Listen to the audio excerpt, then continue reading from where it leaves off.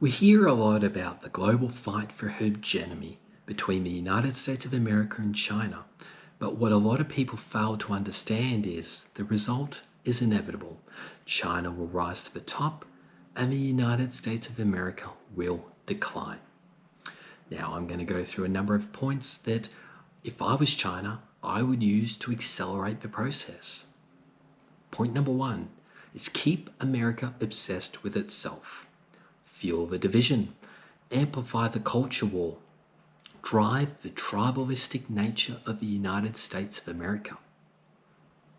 Point number two is keep them arrogant and complacent. Feed into that.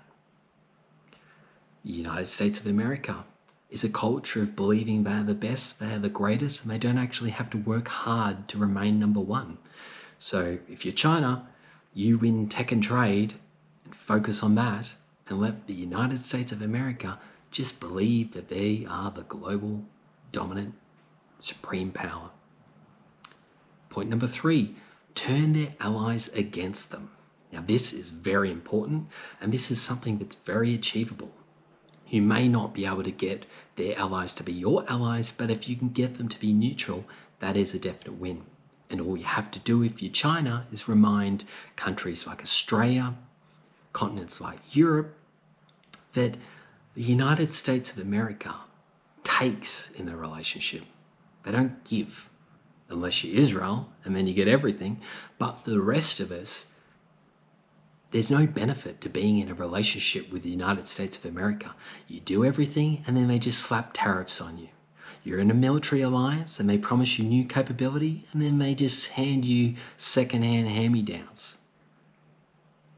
So it's not actually a difficult argument if you're China to convince people of these nations that maybe a neutral stance is the way to go, especially with US foreign policy and their endless wars and creating global instability and affecting our prosperity in the future and in the present.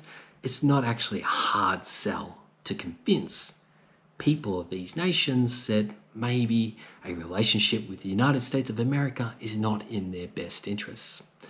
So, if I was China, this is what I'd do.